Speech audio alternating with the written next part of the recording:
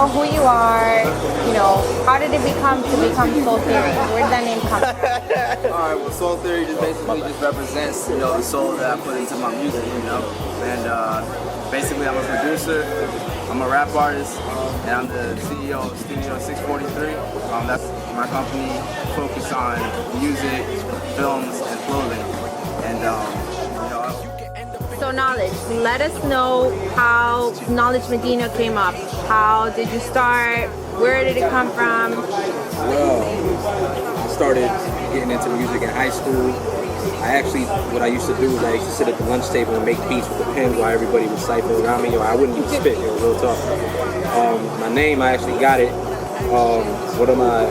My music, like, you know, if you hear my music, you know, I might talk on some hard street shit, but it's always got a message behind it. You know, I'm not just talking nonsense, you feel me? Like, there's always something that you can learn from it.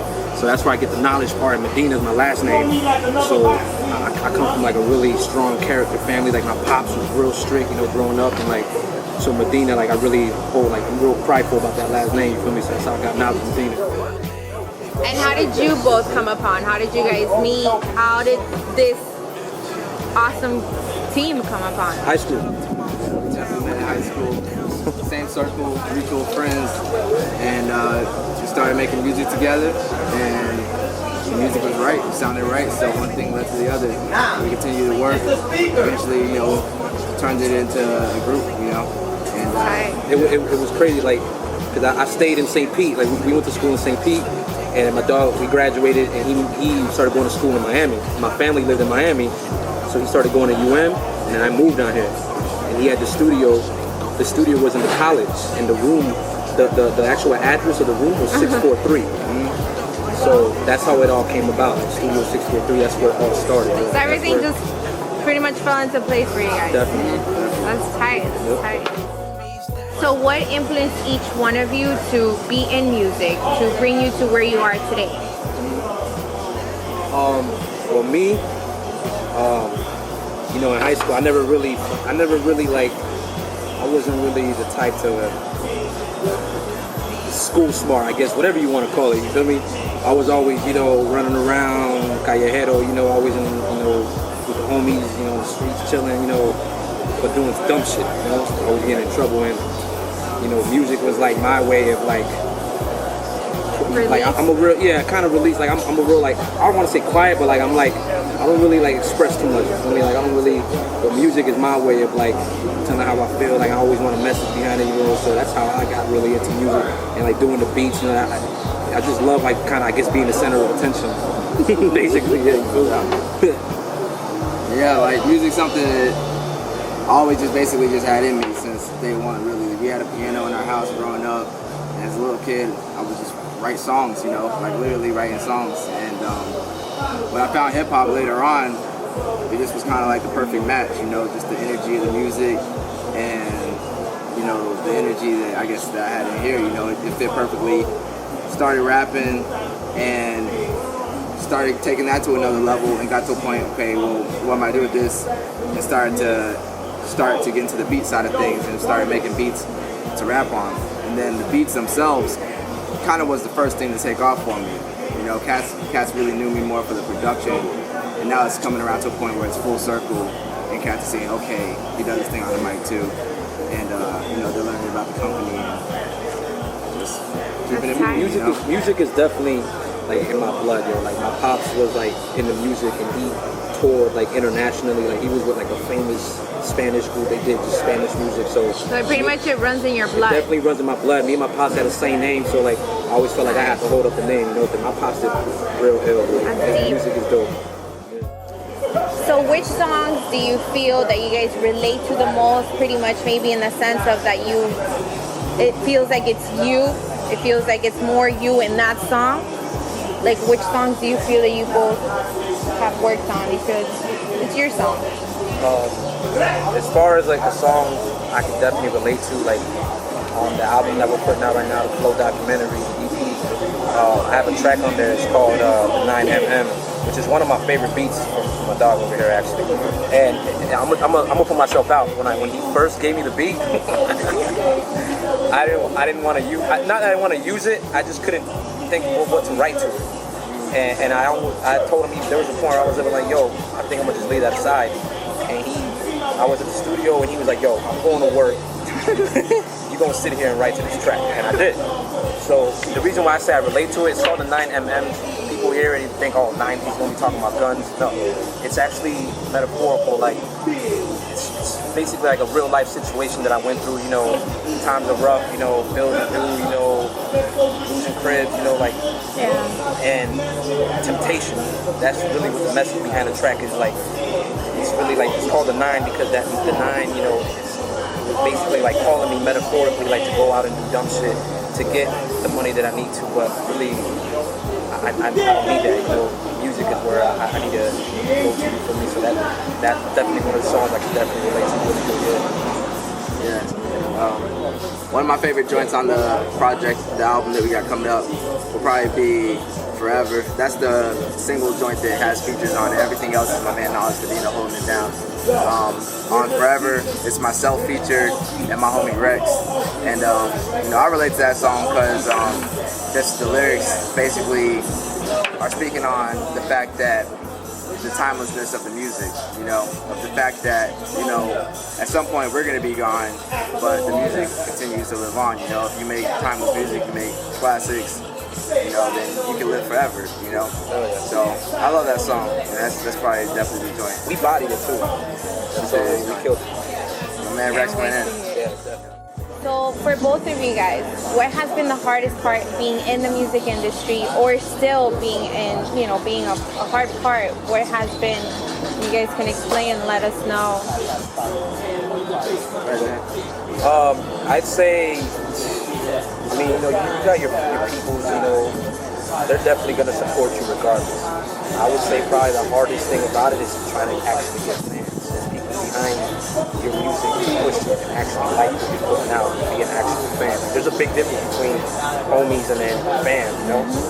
Fans actually, you know, want to get your music. They're not just supporting you because they're your friends. Like, definitely getting your name out there. Like, I felt it was really tough for me at first because, like, I came out the gate with Theory trying to put out music without really promoting ourselves, really making a name for us. Like, so we, you know, we kind of had to come up with like some type of strategy to get known. Because Theory started going in with beats and started getting that, you know, big name guys to like, you know, get on the beats, and I started going the battle route. Started doing, you know, street battles, and it ended up becoming some like big league. We need more hot dogs and we need more hamburgers. More hot dogs and more hamburgers than we started.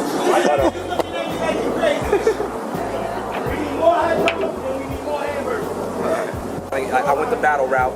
I started doing these street battles with like 10, 20 people watching, and then I started basically ripping heads off and making a name for myself, and the league got bigger and bigger. The views on YouTube got bigger. You know, I get like 20,000 views on every battle I put out, and you know, dudes really respect. You know, I'm known in the battle scene like one of the top 5 in Florida. That's for me. Like 3 years ago, I was nothing.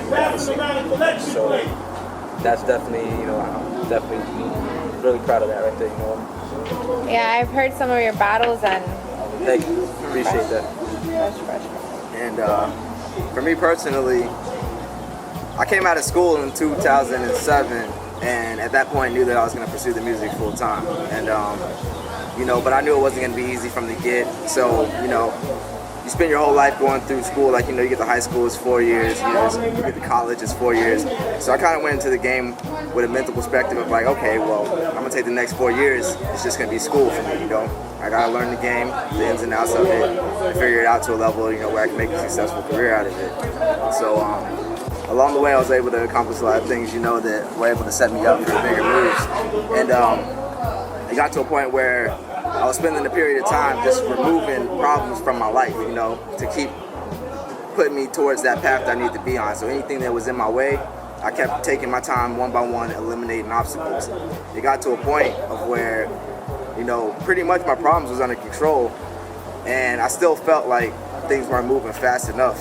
And it came down to a point where I realized that the only problem I had left was myself, you know. And you know how cats say, like, sometimes you're your own worst enemy. And you know, I felt like I was working hard, but it just came to a point where I realized, okay, I need to work like 5 times harder. And that's what's gotten me to the point where I am now, you know. just continuing to be dedicated and just driven and relentless with the grind, you know, and not stop it. You know, I try to, anybody else that I see hustling, I want to go harder, you know. That's awesome. That's awesome goals to have for an individual. And you know what though, man? Theory's work ethic is crazy, yo. Like, I can definitely say like he pushes me, yo. Like, yeah, I got a tendency to slack, you know, and sit around and play video games. That's the best thing about having sometimes a team, because it gives you that back support, that moral support, every support you need, and just pushes you to just be better. I get my support from like a couple places. Like Theory pushes me, my wifey pushes me, you feel me? Like, so I really have no excuse to slack, like at all. No excuse. Awesome. That's really good to have that support. A lot of people don't have that support and just fall back. Exactly. It's always good. I think we're at a point where we can't fall back, honestly. No, there's no reason. You know, I just want to give a shout out to everybody that's been supporting and has been riding with us along the way. You know, big shout out to my man Medina. Yes, sir. Really have to have this album coming. Thank you guys. Out to Jojo Fabs and Ricky Banks. You guys are holding it down. Definitely want to see you guys coming up. Thank you. I gotta give a shout out to Rex, man. That's my homie, my brother. And we have an album coming on the way. I'm following my album with Knowledge. I have an album with Rex. This is called Sleep When I'm Gone. It's gonna be a full-length EP, or sorry, a full-length album. And that's in progress now. I have an album in the works with Angelique Stars. She's a rapper slash singer, super talented. She's definitely just one of my favorite artists. And what else? I gotta give a shout out to Static Selecta. That's my man. He's really showed a lot of love over the years. And so thank you to Static. Yeah. And also Juice. He's shooting the video today with High Grade Apparel. That's the homie right there. His crew. They're really holding us down, showing mad love here. Yeah. Shout out to Rex, Serum, everybody here, Sahi. Yeah, everybody in the building. And what video are you guys shooting today? For what song? We're actually shooting the single from the Flow documentary EP. It's called FLA. It's a Florida track. It's really just, we're really like thinking as a whole. We don't just rep Miami, Dade, and Broward. We rep this Florida as a whole. It's a movement, you feel me? And so I got the Flow documentary EP coming out. While Rex and Theory are putting out this Sleep When I'm Gone, I got a mixtape I'm working on called Soul of the Streets. And basically, I'm already like halfway through that. Like I got mad features on that. Like my EP, I didn't have a lot of features on it, but the EP, I got crazy features. Sahi, Theory, Rex, I got this crazy heads. And I'm gonna actually try to put out an LP, a solo album, and try to do it before the end of the year. That's definitely my goal. I want to put the music out heavy. I've been battling for the past 3 years, so I want to just pump out music as much as I've been battling now. Get it in on that. And shout out to my homie Soul Theory. Honestly, I wouldn't be able to do this, without him. Shout out to everybody that supports me. My wife, Marlene, she supports me to the fullest show. Shout out to Dan Green too. That's Dan Green, Static. Shout out to Show Off, everybody Show Off. Bench Warmers, family. Melodic. Everybody doing it. There's too much talent out here, honestly, man. Very. You guys have a lot of talent. Like I even got like homies that are battlers that do like my dog High Collide, like he does ill music, but they're really heavy, and he's actually the champ of like the grind time league I'm in. And me and him, we were real cool. I just got too much talent around me to not do this. But thank you guys so much for having us here. Appreciate you, man. Definitely appreciate